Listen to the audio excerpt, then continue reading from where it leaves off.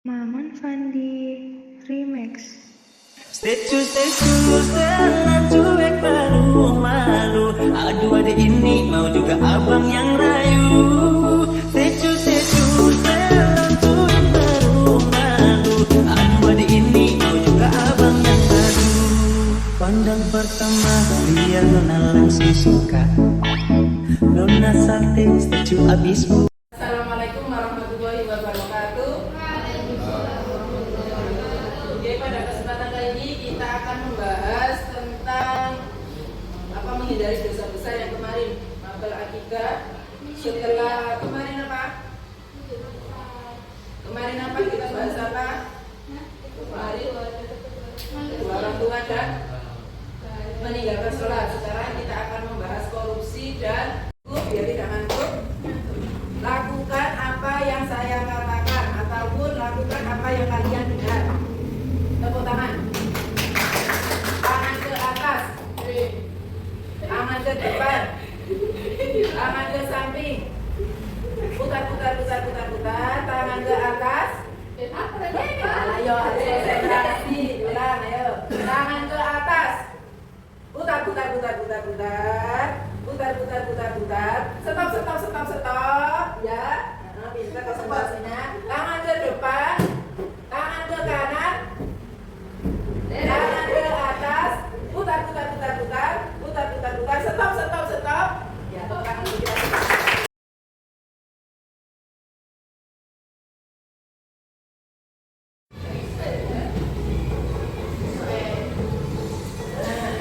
Tujuan pembelajaran kali ini yang pertama menjelaskan menyebutkan dalil nakli tentang larangan memakan harta anak yatim dan juga korupsi. Yang ketiga menjelaskan dampak dan cara menghindari dosa besar khususnya dari larangan memakan harta anak yatim dan korupsi. Next.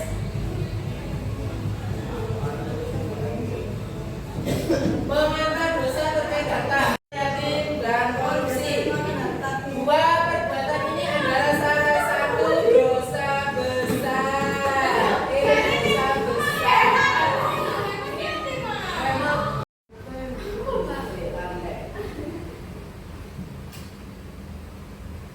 Larangan merampas dan menyelewengkan harta. Jadi harta itu adalah suatu amanah.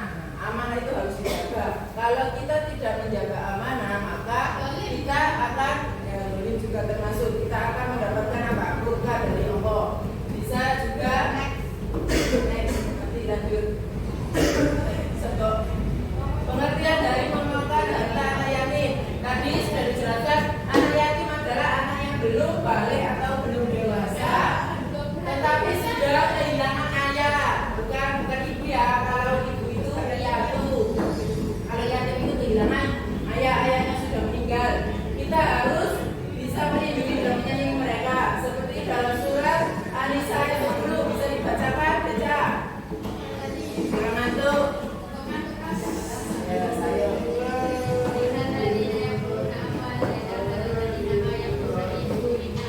Artinya sesungguhnya orang yang memakan harta anak yatim secara dolim, mereka itu akan menelan api di dalam perutnya yang akan dimasukkan ke dalam api yang menyala-nyala. Ya. Di dalam sini mereka akan masuk ke dalam namanya neraka sa'ir.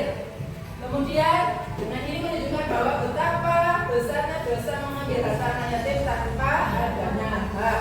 Jadi Islam sangat melarang namanya memakan harta anak yatim. Lanjut. Bentuk dari penyimpangan harta anak yatim yang pertama, yang termasuk dalam penyimpangan itu satu, menggunakan uang warisan anak yatim untuk kebutuhan pribadi. Jadi anak yatim itu harus kita jaga. Misalnya besok suatu saat nanti keluarga, salah satu dari keluarga kita meninggal, tidak punya ayah, dia kan yatim. Kita sebagai keluarga harus menjaga anak tersebut, keluarga kita tersebut, tapi dengan cara harus menggunakan uang warisan tersebut dengan baik. Tidak boleh digunakan untuk kebutuhan kita pribadi. Yang kedua, tidak memberikan haknya ketika dewasa. Ya, itu maksudnya yang termasuk dalam bentuk penyimpangan harta yatim. Memakan harta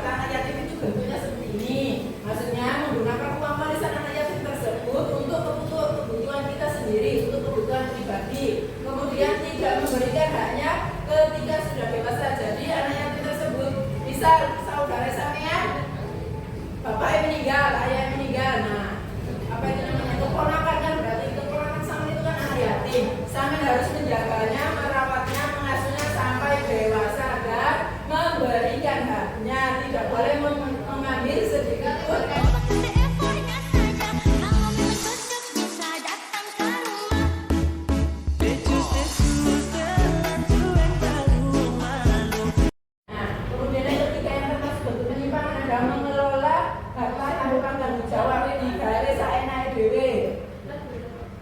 Lanjut masih lebih santai. Lanjut, dampak dari memakan harta anak yatim yang pertama mendapatkan adab yang lebih di akhirat sudah pasti. Namanya dosa besar akan mendapatkan ganjaran atau adab siksa yang di akhirat nanti besok.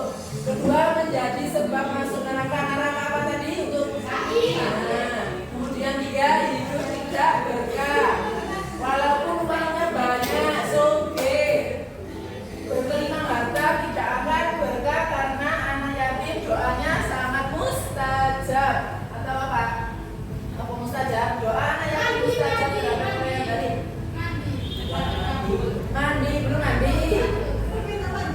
Kemudian yang kelima, merusak amanah dan kepercayaan uang atau semua bentuk pengkhianatan harta publik itu sangat dilarang oleh Islam. Lanjut.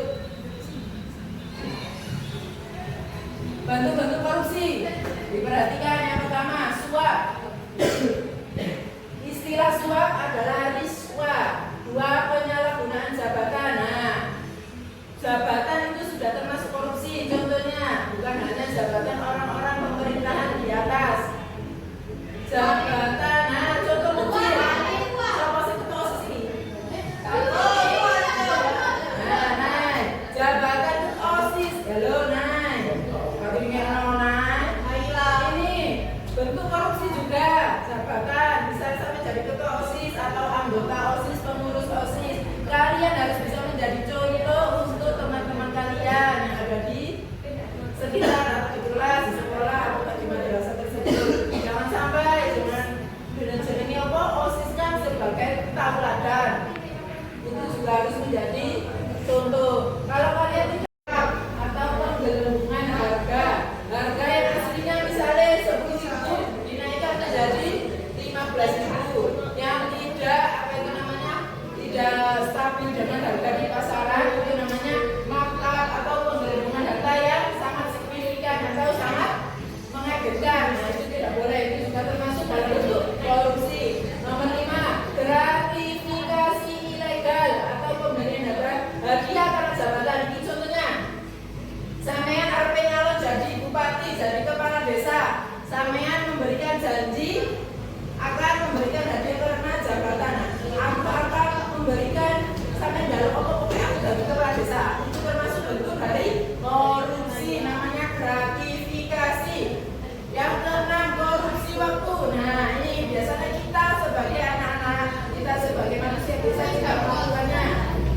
Kita juga melakukannya, Bapak Ibu guru juga bisa melakukannya, namanya korupsi waktu. Pelajaran belum selesai, sudah diselesaikan.